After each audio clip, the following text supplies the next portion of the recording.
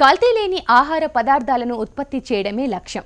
సాగులో పెట్టుబడులను తగ్గించడమే ధ్యేయం. ఎలాంటి పంటైనా ప్రకృతిలో లభించే వనరులతోనే పండించాలన్నది అతని ఉద్దేశం.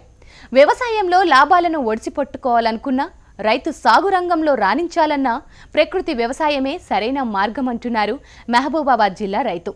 గత 12 సంవత్సరాలుగా ప్రకృతిని నమ్ముకొని పంటల సాగు చేస్తూ లాభాల బాటలో పయనిస్తున్న ఈ రైతు విజయగాథను ఇప్పుడు చూద్దాం.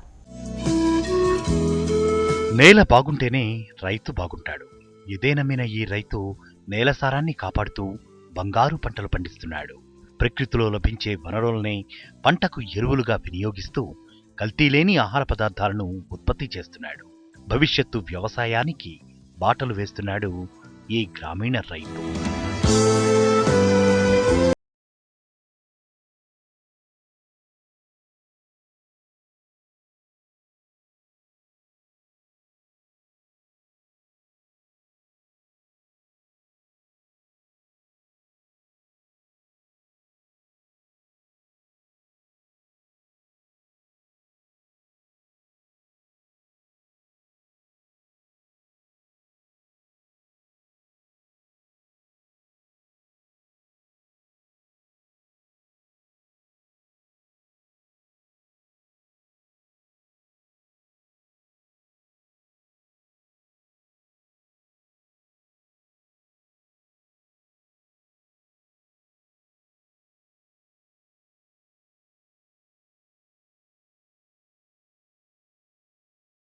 పదకొండు ఎకరాల పొలంలో 8 ఎకరాల్లో ప్రకృతి వ్యవసాయం చేస్తున్నారు. ఇందులో కంది, పసుపు, మినప్పప్పు, దుంప పంటలు, పల్లీలు పండిస్తున్నారు.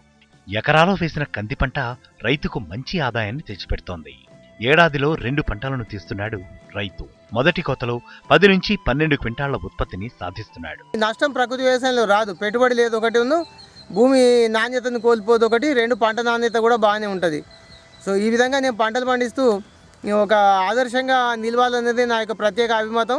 అందులో ఇంకొకటి ఏంటంటే ప్రధానంగా భూమి బాగుంటుంది, పక్క వాళ్ళు బాగుంటారు, సమాజం అందించే కస్టమర్లు కూడా బాగుంటారు అనేది నాకు మంచి ఉద్దేశంగా కలిగింది. ప్రకృతిలో లభించే వివిధ రకాల ఆకులను కషాయాల తయారీకి వినియోగిస్తున్నాడు. గో వ్యర్థాలతో ఎరువును తయారు చేసి వాటిని పంటలకు పిచికారీ చేస్తున్నారు. నీమాస్త్రం, అగ్నాస్త్రం, బ్రహ్మాస్త్రం, ఇవన్నీ కూడా బీజామృతం, జీవామృతం, ఘనజీవామృతం ఇవన్నీ కూడా తెలిసి ఉంటే మనగా చేసుకోవచ్చు. మొదటిసారి బాగా మంచి కూడా పంట పండేటువంటి అవకాశం వస్తుంది. ఇవాళ పల్లికాయ వేసినాం, మాకు ఎకరానికి 8 క్వింటాలు అయింది.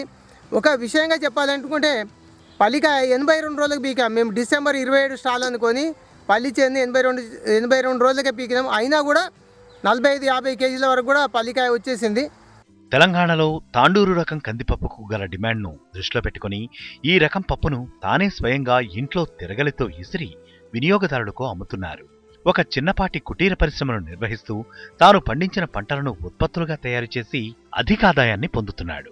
ఈ కర్ణాటక వెరైటీ ఈ మధ్య కాలంలో మేము వేసినప్పుడు ఒక 3 సంవత్సరాల నుంచి పండిస్తున్నాం. 10 క్వింటాలకు తగ్గడం లేదు. ఈసారి కూడా 10 క్వింటాల పైబడే వస్తుంది. మేము పండించినటువంటి ఈ కంది పంటను కూడా మేమే తిరగాలి అంటే ఇసురాయితో ఇసిరి మేమే వినియోగదారులకు హైదరాబాద్ కానీ ఇటు ఆంధ్రలో కానీ చాలా వరకు మేము వినియోగదారులకు నేరుగా ఇవ్వడం జరుగుతుంది. అదేవిధంగా పీపుల్స్ ప్లాజాల్లో స్టాల్ పెట్టినప్పుడు కూడా అక్కడ జనవరిలో మేము అమ్మడం జరుగుతుంది. ఈ తిరగలతో చేసినటువంటి పప్పు మాకు ఒక 6 క్వింటాలు మేము గత సంవత్సరం ఇసిరినట్టయితే మాకు ఒక 5 క్వింటాల 8 కిలోలు 10 కిలోలు అట్లా వచ్చేస్తుంది మా లెక్క ప్రకారం. సో దీన్ని మొత్తం కూడా 200 రూపాయల కిలో చొప్పున మేమే ఇచ్చినాం. చాలా బాగుంది. గతంలో తాండూరు పప్పు అనేది వచ్చేది. తాండూరు పప్పు మన తెలంగాణలో కానీ ఆంధ్రప్రదేశ్లో కానీ ఫేమస్. కానీ అదే కాకుండా ఇప్పుడు మేము ఆ పప్పును అందుకోగలిగినాము. చాలా నాణ్యతతో పప్పును తయారు చేసి ఇవ్వడం జరుగుతుంది. దీని ద్వారా మా ఆదాయం కూడా బాగా పెరిగింది, ఖర్చు తగ్గింది. మొదట్లో ప్రకృతి వ్యవసాయాన్ని తాను వ్యతిరేకించినా ఇప్పుడు సహకరిస్తున్నానని రైతు భార్య శోభారాణి తెలిపారు. కొంచెం శ్రమతో కూడుకున్నదైనా మంచి ఆదాయం వస్తోందని ఆనందం వ్యక్తం చేస్తున్నారు. ప్రకృతి వ్యవసాయము 12 సంవత్సరాల నుండి చేస్తున్నాం మేము. అప్పుడు బాగా ఎగతాళి చేసేవాళ్ళు ఊళ్ళో వాళ్ళందరూ. ఇప్పుడు మాత్రం అందరూ మెచ్చుకుంటున్నారు మమ్మల్ని. మాకు లాభం కూడా బాగానే వస్తుంది, కానీ కొంచెం కష్టపడవలసి వస్తుంది. ఇక మా పసుపు అవన్నీ ఇతర దేశాలకు చాలామంది హైదరాబాద్కే వెళ్తుంది, అమెరికా కూడా వెళ్తుంది. మా ఫ్రెండ్స్ వాళ్ళందరూ పంపిస్తున్నారు, అమెరికా కూడా పోతుంది మా పసుపు.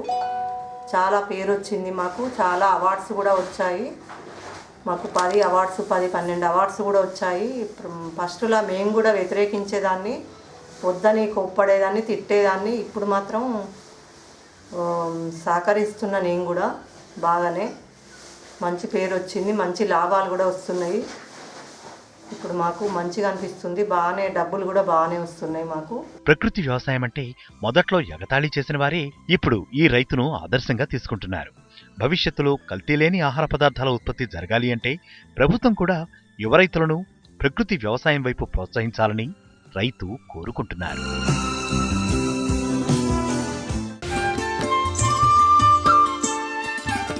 ఇది ఇవాల్టి నేల తల్లి కార్యక్రమం.